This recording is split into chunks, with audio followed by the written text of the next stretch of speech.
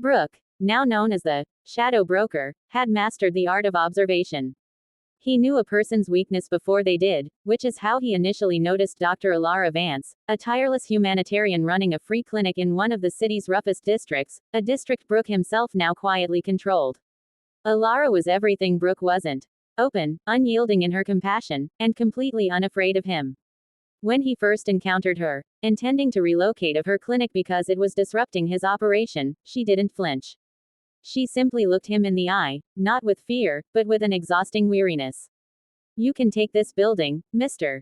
Broker," she said, her voice calm despite the exhaustion, "but my patients will still be sick, and their children will still go hungry. Your power will have moved a wall, not fixed a problem." This wasn't a challenge, it was an undeniable, infuriating truth. Brooke was used to people begging, or threatening. He wasn't used to simple, unfiltered honesty. Brooke couldn't forget her. He started making discreet inquiries, finding out that Alara, too, had been forged in pain. She had lost her family in a random act of violence, one that stripped her of everything but her purpose.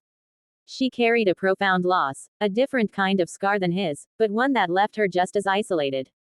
He began providing the clinic with anonymous resources, high-tech medical equipment, reliable generators, and armed security, always at a distance. He found himself not intimidating, but protecting her, using the very power he had built to wall himself off. One night, a rival gang attempted to burn the clinic down. Brooke intervened personally, not as the suited shadow broker, but as a man of action, a violent defender. He was injured, and Alara, without hesitation, patched him up. As she worked on his wound, her fingers steady and professional, she finally broke the silence. "You do terrible things, Brooke," she murmured, "but you defend something good. What are you running from that needs such a big shadow?" In that moment, stripped of his suit and his title, with the scent of antiseptic in the air, the villain persona faltered. For the first time since he was a boy, he told his truth.